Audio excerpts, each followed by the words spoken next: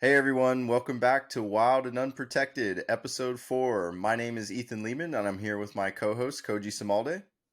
Hey everyone, welcome back to the show. On today's episode, we have Dr. Iain Kerr of Ocean Alliance and the creator of SnotBot. Strap on your seatbelts because it's going to be a wild ride.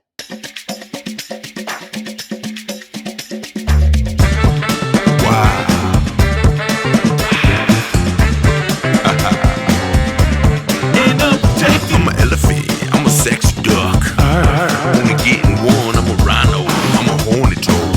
Netherlands to Borneo.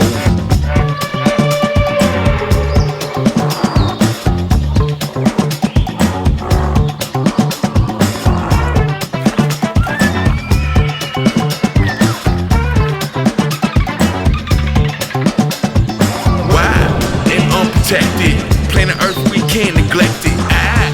Nature sexy, we need this place, so please respect it. Hey everyone, welcome back to Wild and Unprotected, a podcast brought to you by Wildscape Productions. Today we have an amazing guest by the name of Dr. Iain Kerr with the Ocean Alliance and something special called SnotBot as well, which we'll dive into further. Iain, thank you for joining us. I can call you Iain, right?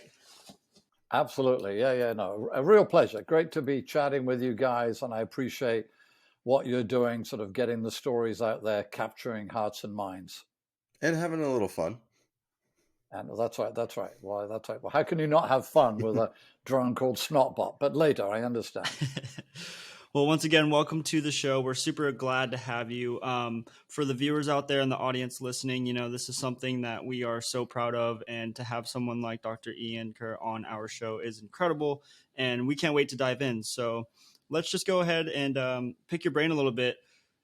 Tell us about, the education side of what you're doing with Ocean Alliance. And then from there, we can kind of piggyback into the early years of your career, if you don't mind. Well, absolutely. Well, I mean, at the end of the day, sort of saving the wild world and a bigger picture, you can only make rational decisions based on data. So we need to collect that data, and whether it be whales or rhinos or whatever. And certainly the problem with collecting data on marine mammals is if you're collecting data on a rhino, your Land Rover can't sink, you don't get seasick, and when you approach the rhino, it doesn't disappear beneath the Serengeti and reappear 5 miles away. So studying whales is difficult, and it can be an expensive industry. At the same time, scientific data alone will not save the wild world. We need to capture hearts and minds. We need to capture, the imagination of our youth. And ultimately, the more people we can get involved in sort of wildlife conservation, even on a monthly, weekly, or daily basis, the more likely it is we will, says he, change the world. That's amazing. It's really important, like you said, to capture the young hearts and minds, and it feels like it's more difficult than ever due to social media and almost a content barrier. The way that we interest, those young hearts and minds is more difficult than ever, it seems like. There's a higher bar set to get their attention.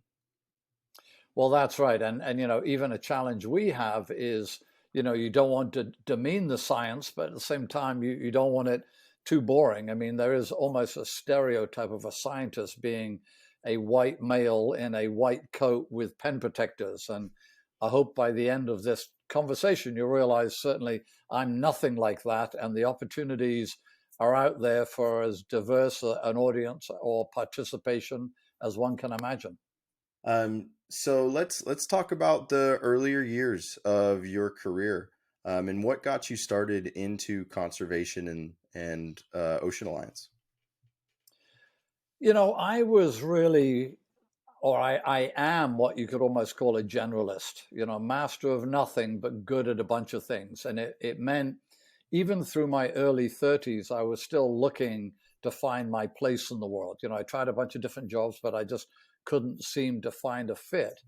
And it was really by chance, I met the founder of Ocean Alliance, a guy called Roger Payne, who's best known for discovering that humpback whales sing songs in the 70s. And I met him on a beach in Argentina, and he sort of introduced me to the world of whales and whale conservation. And I really thought, here was a place where I could put a diverse skill set to use, So rather than a generalist being a liability, a generalist was an asset. I could help with the stories, I could help with the science, I could help with the maintenance, I could help captain the research vessels. So I really felt that this particular field sort of fit my skill set. And when did that start? Well, for me, boy, that was like 32 years ago. So you guys do the math. I probably guess in the late 80s, and I did start as a volunteer. I started as a volunteer and basically, I guess, hopefully, I would say, made myself valuable to the organization. So they hired me, and then just sort of worked my way up through the organization to my current position. I would say that worked out pretty well. You climbed the ladder, I would say, pretty quickly from the timeline that I've seen. Yeah, no, and it has. I think some people don't look at a nonprofit like as a business model with the idea that you're just trying to do good. People maybe didn't used to, in the 80s at least, potentially take it as seriously, as one should. And I like to think that that's what I've tried to do here, is find that balance. At the end of the day, we're running a business, and a business is helping to sort of save the wild world. But even so, it's got to be a business. It's got to be a cost-benefit analysis, profit and loss, productivity.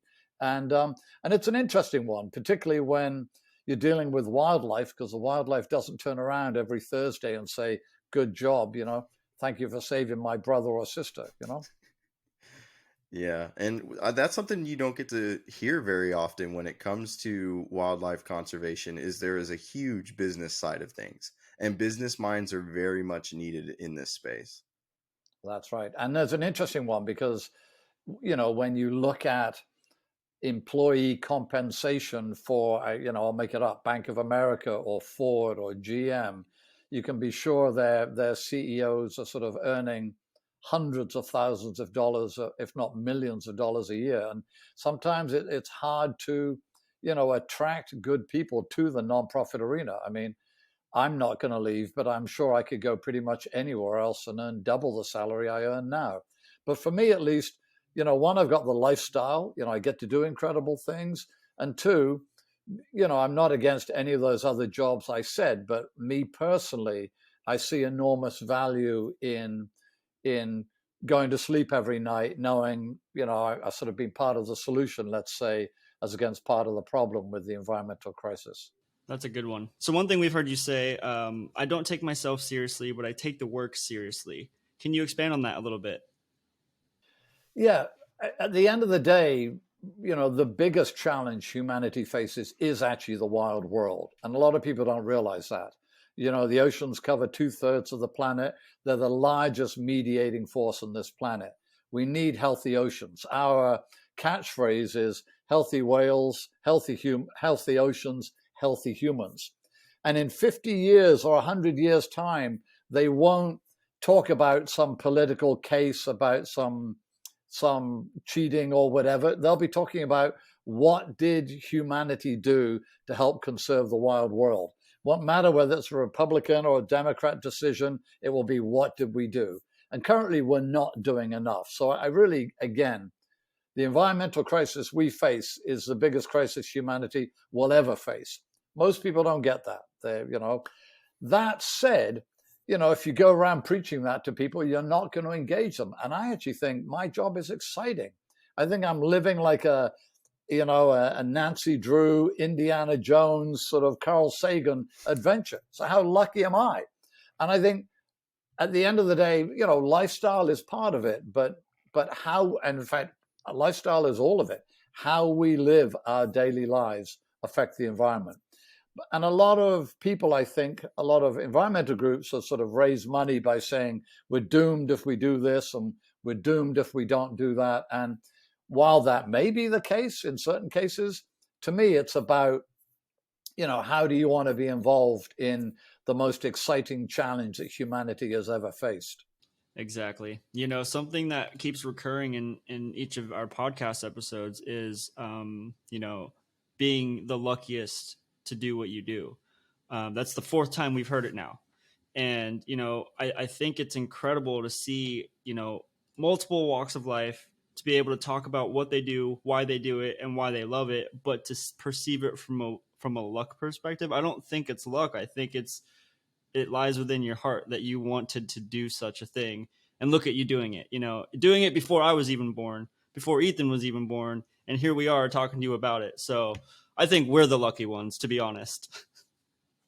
Well, thank you, Koji. But I mean, that's the attitude. That's the attitude. And I think, yeah, I think I've had a privileged position. Do you know what I mean? But it goes back to what's important to you in your life. And I think all of us need to just reflect a little bit if an extra $5,000 a year is really going to make that much of a difference as against volunteering with a nonprofit, getting out, swimming with whales, whatever it might be, you know, dancing with dolphins, you tell me.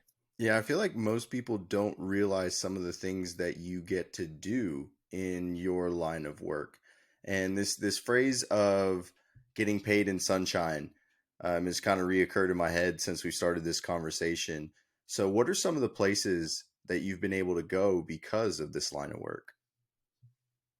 Yeah, and it's certainly, I mean, that's an interesting one because sort of entry to the type of places that I go with the permission I go does not come easy. You know, I've been doing this 32 years and probably for 15 years, you know, the access was not as easy. But when you go to places like the Galapagos, you know, huge areas are restricted unless you happen to be a wildlife biologist.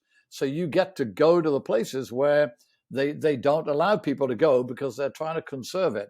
And I get to interact with different species, you know, from blind pink dolphins in the Amazon River to blue whales with lungs the size of a VW. You know what I mean? So it's pretty exciting, and I think you know, maybe part of today's message too is just to try to get people to open their eyes to how exciting nature is. I mean, just this morning I was having breakfast watching some birds on the bird feeder and how they were all interacting. And I think for me, even then, I just had to stop for a minute, stop, look, and listen, because you know the wild world at every level is it's just amazing. Well, to me at least. Yeah, and I think it's amazing to a lot of people. I just think there's, like you said earlier, there's such a nuance to the current thought process of what science is, who science is at this point, and how to get involved.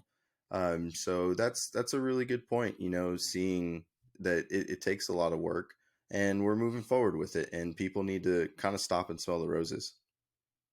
Yeah, but I mean, almost. But here's another way, for, you know, to go back on what I said earlier. Though you could look at us right now, facing the biggest challenge humanity's ever faced, and with that, you've got two choices.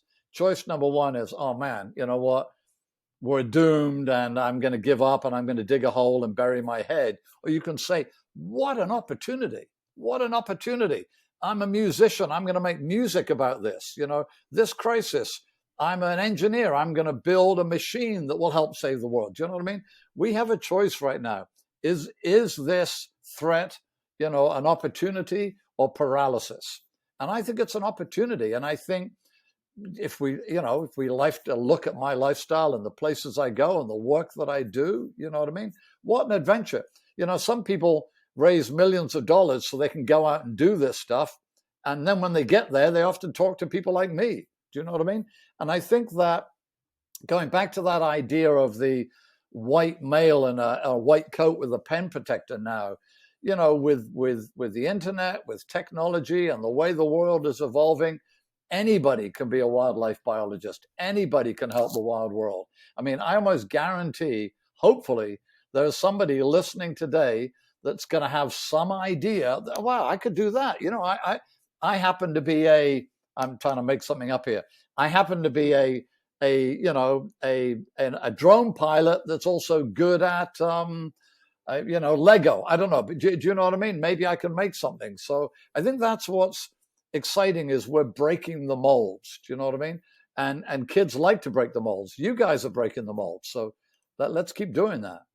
Yeah, I think that's a really good point too. I mean, I'm covered in tattoos. I do not look like any conservationist or, marine biologist or biologist in general. And it's a passion of mine. And it's a passion of mine to also, I have a tattoo around the bottom of my left leg. That's this giant chain that's being broken, breaking the chain. I'm obsessed with that because the only way you make progress is to get out of habit and move forward. So breaking that mold is incredibly important. And I hope that what we're doing and what you're doing is inspiring that next, generation to break that and move past it. Exactly. By the way, you've opened another door for me, which is dangerous. But you know, I think the chain is a very good symbol, and I'm going to flip it though, because a lot of people don't seem to really appreciate what we call the interdependence of species. Before humanity came along, we had this great sort of biosphere that is planet Earth with, the worms doing this, the ants doing that, the bees doing that.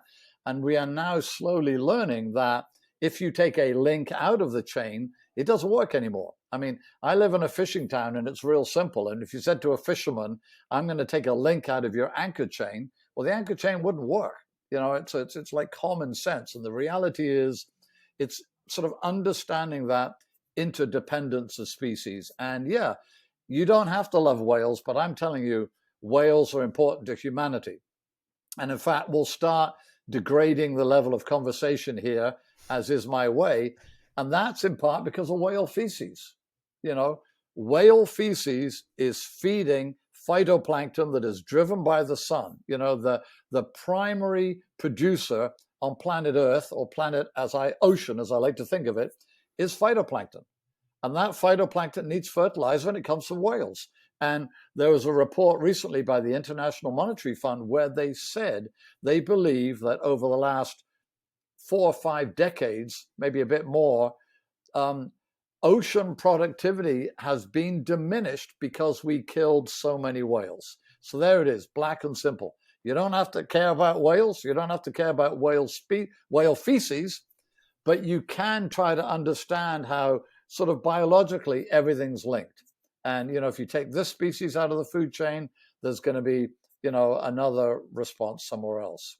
But that then speaks to the opportunities to get involved. It doesn't have to be whales. It can be nudibranches or slugs or worms or ants or snakes or whatever's in your backyard. That's right. There whatever's you go. in your backyard. Start in your backyard. I mean, so there's a study here so I live in Tampa Bay. There's a study where across 9 cities in Florida, from Pensacola all the way around the bend down back up to Jacksonville, they've done studies on the redfish species. And they've taken samples of blood from the redfish species from these 9 different cities, and each of these samples had up to 9 to 15 different pharmaceutical drugs in these redfish. And this is all across the state. This isn't just saying like, hey, here in St. Petersburg, here's what's happening. It's like, hey, here in Florida, this is a massive body of water and total different ecosystems everywhere. But these redfish are all seeing the same types of pharmaceutical drugs, like antidepressants, high estrogen levels. Like, it's crazy. And like, that's in my backyard, and one thing now is that I like to say is that like with this, like with our phones, we're so disconnected in a connected world, right? So like we have information at our fingertips to say, hey, here's what's happening right here in my backyard. I mean, I'm a stone's throw away from the mangroves and I know what's happening here, but how do I help that other than just sharing something digitally to people and saying, hey, here's the problem. Am I helping with a solution? I mean, I don't even know if I could come up with a solution, but I know I'd be willing to help, so to piggyback on what you said, like that one break in the chain can lead to massive effect down the line that we might not see, but our children might. Because I know my grandfather wasn't thinking about all the pharmaceutical drugs going in redfish, but here we are. Right. Well, thank you. But, I just say, no, great story. By the way, there are 2 parts to that particular story. And part number one is clearly humans are taking the drugs and then going to the bathroom. But part number two, believe it or not, a lot of people, if they don't finish their drugs, they just pour them in the toilet and they don't realize that, you know what, it's going back. So even there, most pharmacies will take drugs back and dispose of them properly. People, don't seem to realize that, one person doing it isn't a problem. You know what I mean? A billion people, it's almost an uncontrollable problem. And so, we can't solve that problem now, but we could probably have the problem, So even there, you know what I mean? Just do what you can. And telling this story is doing what we can. It's a start. Absolutely. So let's backtrack a little bit, back into Ocean Alliance. And let's talk about, you've touched base a little bit on whale feces and how important it is to the ecosystem and the biosphere as a whole.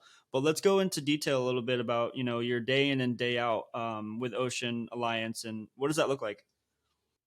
Copy that. Well, first of all, let me just say, so Ocean Alliance is what we call a conservation science organization.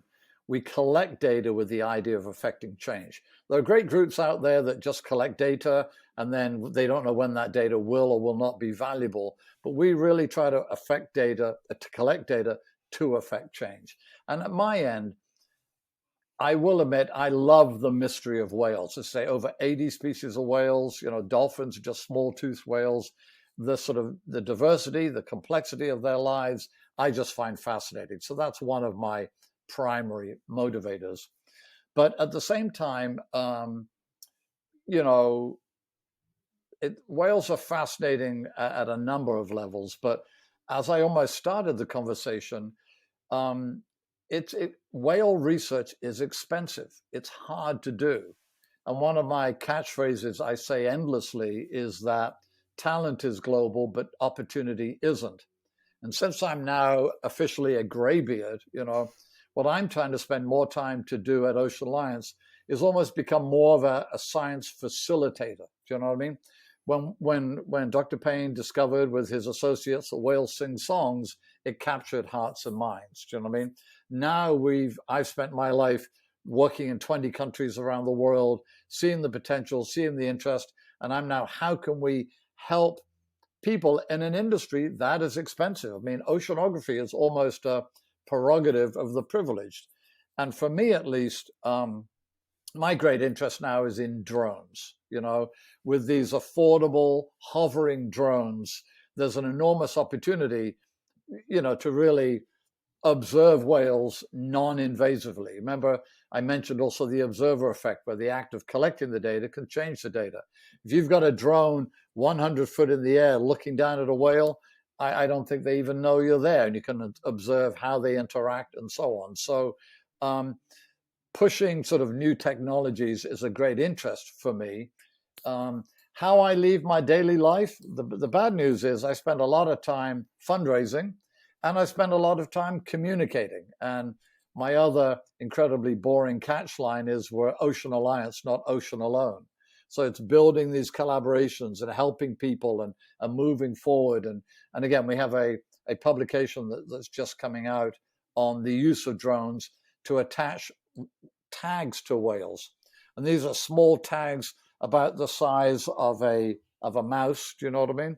And these are little computer tags that basically give us time, depth, speed, acceleration, orientation. And finally, we're going into the whale's world, diving into the abyss with them, seeing how they live their daily lives with these little tags. So I love where the technology is going.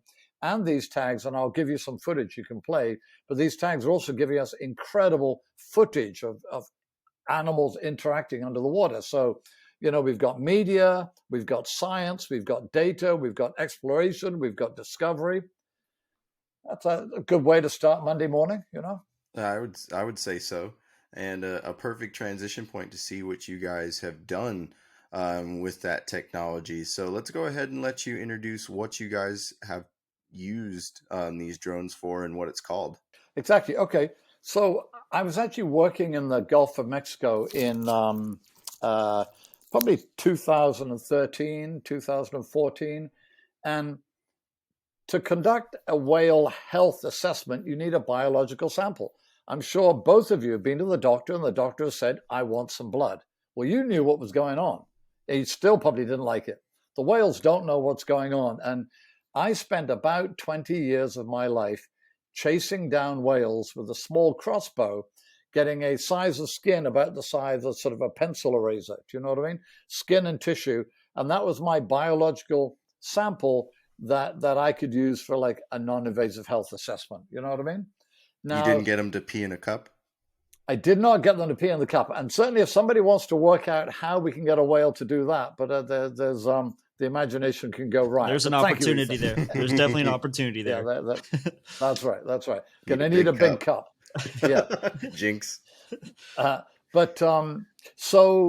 So the problem was, in many ways, we were sort of chasing whales down to biopsy them. And it's back to that observer effect. You know, if Arnold Schwarzenegger came racing up to you in a big motorcycle with a leather jacket and a big gun on his back, even though he might be asking you where the nearest ice cream store is, you would probably be like, what the hell is that? You know, and your behavior would be changed, okay? So these whales don't know what's going on when you come up, get close to them, and then hit them in the back. So on one level, it was almost a financial perspective for me. I wasn't getting the samples I needed. So I'd have to go back to our funders and say, I'm not collecting the data. Well, then they won't fund the data collection, and then we won't know the answers, you know, or the problems. So I was very frustrated one day down in the Gulf of Mexico. A whale had dived just out of biopsy range, end of a long day, and actually I got covered in a cloud of whale snot, which was fairly sticky and smelly and gross. And with that, as a biologist, sticky, smelly, and gross typically means productive. And I thought, wow, maybe we could collect whale snot, you know, to do a non-invasive health assessment. And my hobby has always been building, you know, airplanes and crashing and drones and helicopters. So I thought, maybe could we fly something into a whale exhalation? And here we came up with our drone that we call SnotBot. And it's basically that. And I'll give you a video clip. But SnotBot is a small drone with petri dishes on it. And we fly up to the whale. And whales are what we call explosive breathers. They're breathing out at like 60 to 80 miles an hour. So they're sloughing off little bits of skin and the sort of biological primers in their bodies, whether they be hormones, DNA, or microbiomes. And we're getting all of that on these petri dishes. And we just fly over the whale, collect the exhalation, bring the drone back, and bingo. And the whale doesn't know it's been sampled. Imagine you went into your doctor's office, you know, open a magazine, read the magazine, the doctor comes out and says, Ethan, Koji, you guys are good, go home, pay the bill. You'd be like, okay, I like that. A non-invasive visit to the doctor. That sounds amazing, especially for me. Well, the other thing quickly, though, is because the drones are fast, I could fly over to that whale, get a sample, fly over to that whale, get a sample.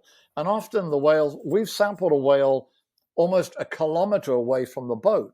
Yet in the past, the boat had to be within 30 feet of the whale. You know what I mean? So just the whole logistics of time, cost, energy. And I'm flying this $2,000 drone, sample back. So you're getting more data for less money, along with, as you can see, incredible footage. That's right. Yeah, because you can capture it all while you do it. Exactly. That's beautiful. Exactly. And yeah, we saw some of those clips you sent us. I'm excited to throw those in there for the viewers. You know, you mentioned 80 species of whales. Do you have a favorite? Do I have a favorite? Wow, I'll tell you. Well, am I going to get myself in trouble? No, I'm just kidding. No, get yourself in trouble. That's the best part of this show. No. Well, I think what's interesting is I didn't mention this, but a lot of people don't realize dolphins are just small toothed whales. So whales are split up into sort of two groups, okay, which is the Odontoceti, the toothed whales, and that is like orca, sperm whale, pilot whales, beaked whales, dolphins, and so on. And then the baleen whales, or the Mystaceti, which is a blue whale, bowhead whale, fin whale, right whale, sei whale, and so on. And the the Mysticedia, these tend to be the filter feeders with these baleen plates, like combs that hang down on either side of their mouths, and they sort of gulp and then wash through the baleen plates and then swallow what they get. And then the toothed whales tend to be more predators, after squid or fish or whatever. So, as a biologist, a blue whale almost defies understanding. Do you know what I mean? The tongue of a blue whale probably weighs 7 tons. So the whole biology, Ethan, Koji, you guys could get in like the right ventricle of a blue whale's heart. So that the largest animal that's ever existed on planet Ocean, bigger than the dinosaurs, the blue whale. So I like the blue whales because of that, but not my favorite.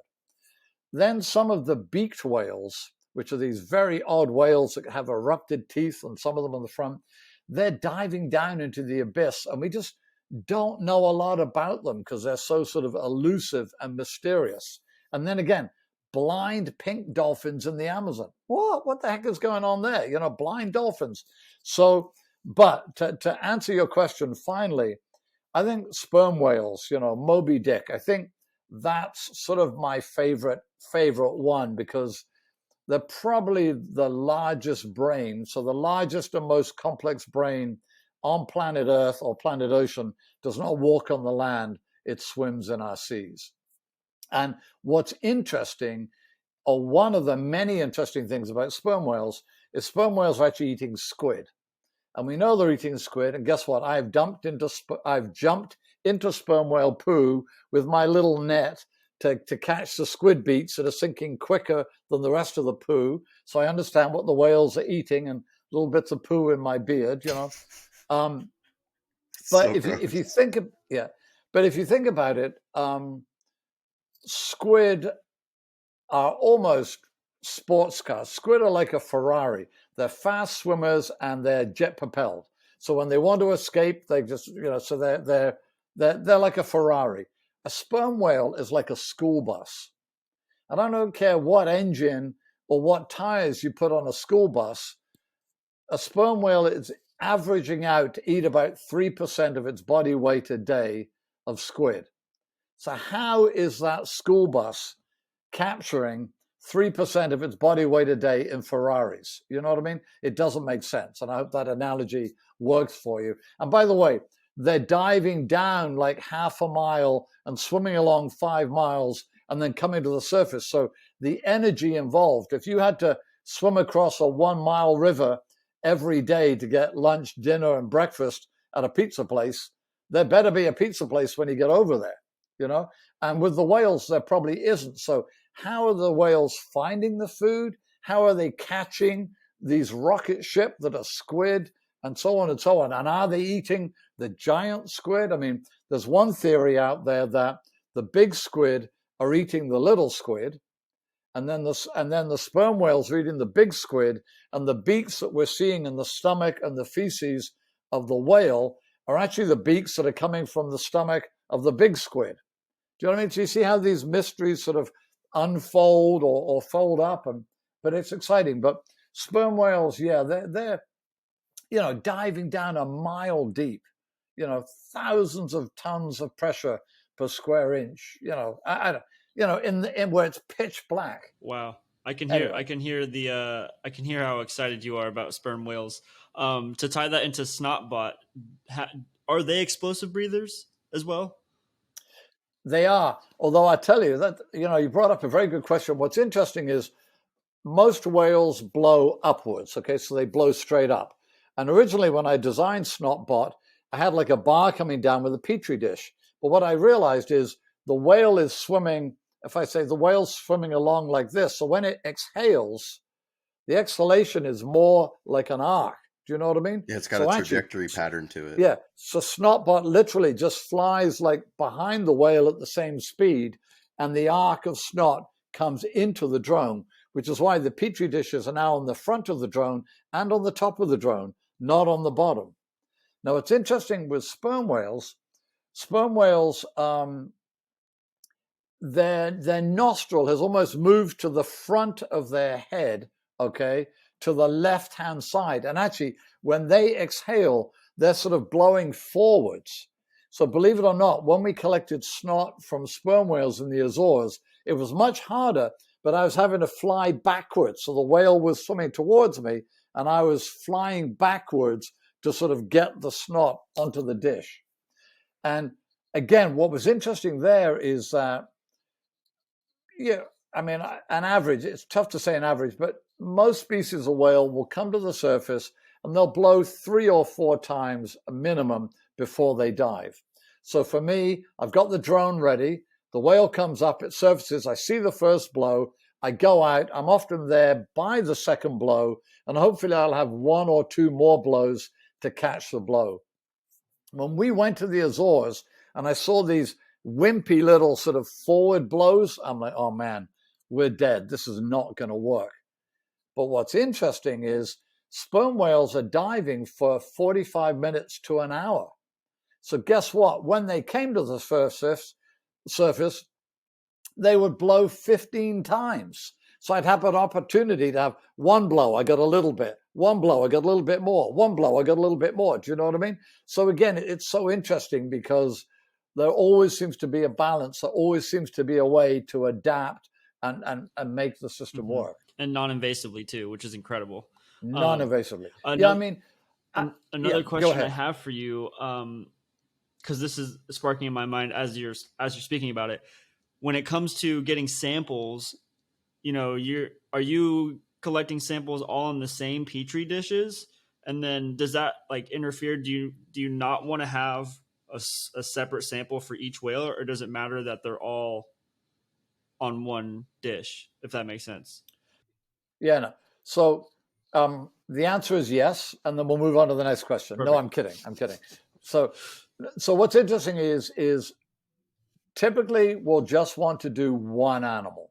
Do you know what I mean? And to be clear, we tend to have 6 dishes. So there's 1, 2 on the left side, 2 on the right side, and 2 on the top. So when I say I've got 1 sample, that's typically 6 petri dishes covered with snot. And I close 2 of them, and those 2 can go for microbiome. I close these 2, and they can go to DNA. Close these 2, they can go to hormones. And we can repeatedly, on one surfacing, even on other surfacings, you can get samples from the same animal. I mean, recently in Baja, we did what we called a focal follow, where we tried to stay with a whale for a day and collect snot during the day to see, are the hormone levels changing? Are the microbiome, what is changing over the course of time? So generally speaking, you want to just have 1 animal, and there are other observers observing the drone, but what you tend to do then is choose the most upwind whale, not the most downwind whale. And if you do choose a downwind whale, you try to find it in a situation where the other whales have dived. There are situations where it's okay to get sort of a collective exhalation, but to dive as deep as we can, we're typically more interested in the individual.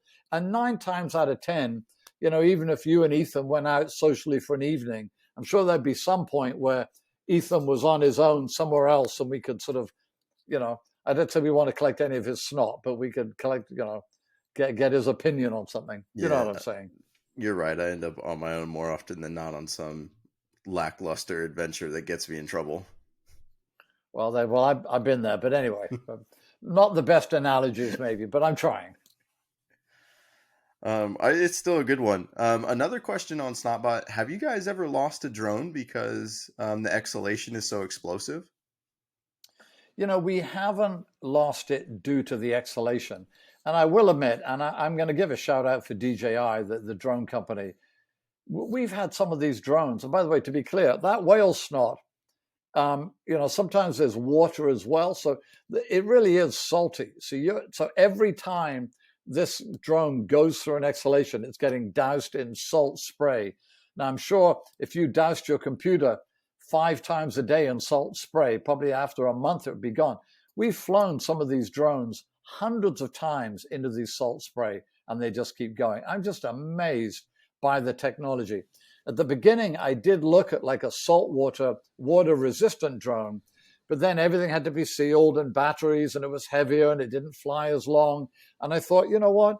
if I can get a $2,000 drone to last one expedition, which might be 3 weeks, that's probably not too expensive a loss.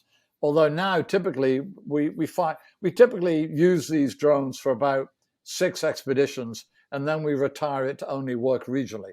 But we have not lost one due to Snot. We have lost one due to human error, where somebody put on a propeller blade incorrectly or something like that. But no, generally, again, this is what's so good about, if I again talk about DJI, is the user interface is easy. Do you know what I mean? I'm sure sometimes when you get a new, I can't think of an example, I don't know, a new vacuum cleaner or whatever, it's like, God, there are so many options, and how do I use this thing? And I think DJI, the product are great, but they make the user face easy. And that's what we want. We want people using these tools. I want to be able to give you guys a drone and say, hey, fly out of Tampa and see what those dolphins are doing. Now, by the way, don't do that because you need a permit to do that. But you know what I'm trying to say? You know, if you make a tool easy to use, people will use it.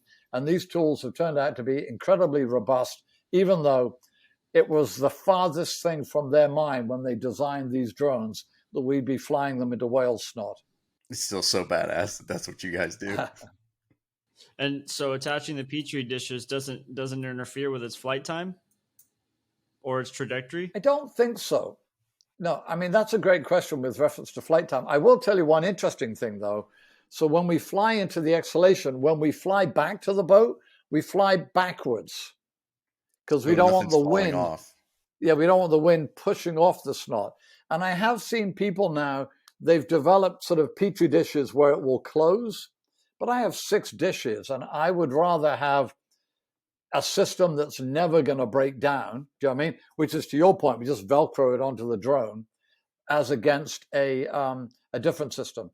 So again, what's cool about SnotBot, you can probably see here. Here is the drone. Okay, I love how it's branded. That's right.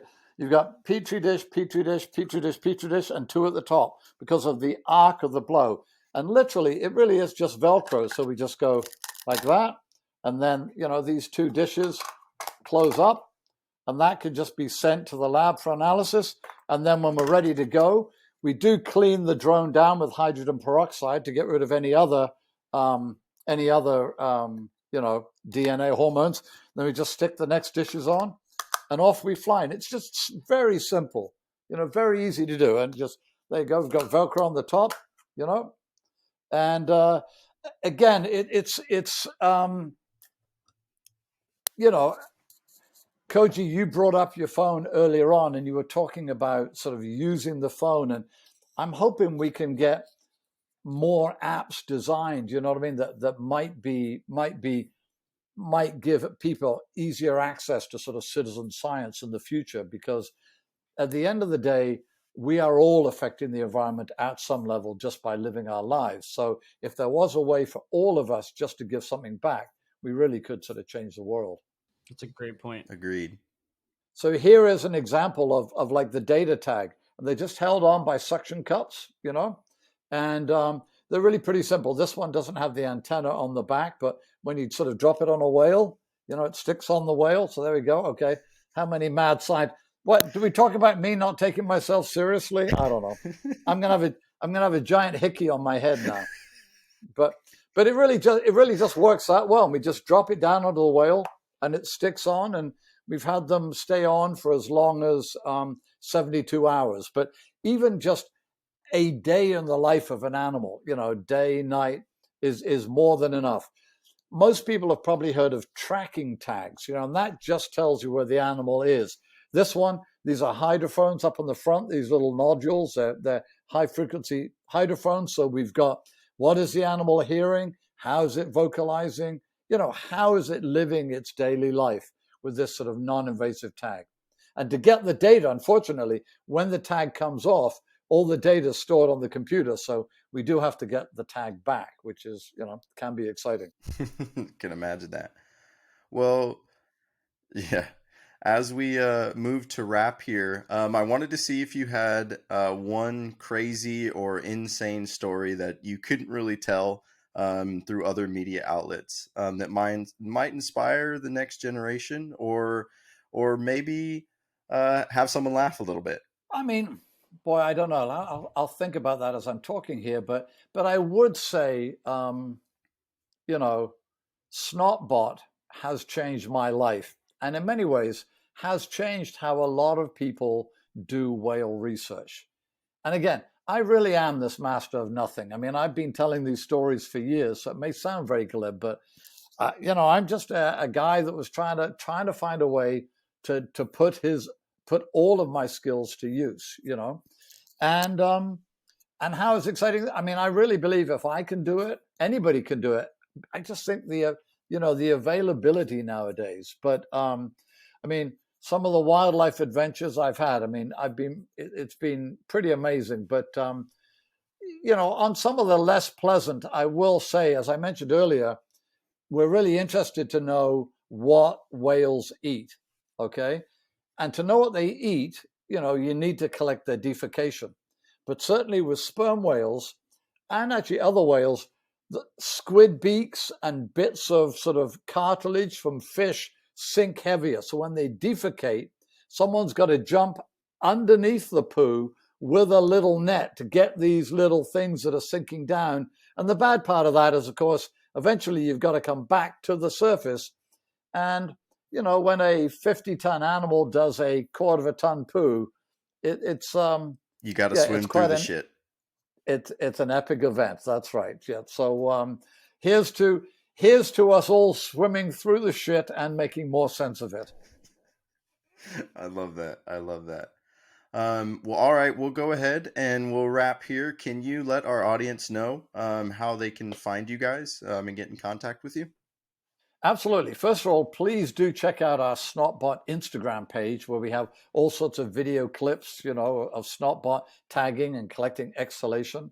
And our website is a complicated one. It's just whale.org. So it's a whale singular, WHALE.org. So you can go onto the website and we have info@whale.org if you've got questions. But, think outside the box and be part of the solution as against part of the pollution on planet Ocean, not planet Earth. Incredible. Well, you guys heard it here from Dr. Iain Kerr at Ocean Alliance and SnotBot. It's been a pleasure having you on our show. We can't wait to possibly work with you in the future and see maybe one of your expeditions in real life. It was great today. Thank you, Dr. Iain. Fantastic. No, gentlemen, my pleasure.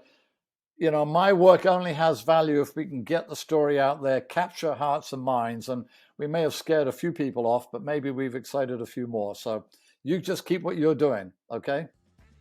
Will do. Thanks, Dr. Kerr. Thank you for tuning in to this episode of the Wild and Unprotected podcast, brought to you by Wildscape Productions. Follow us on social media at Wildscape Productions.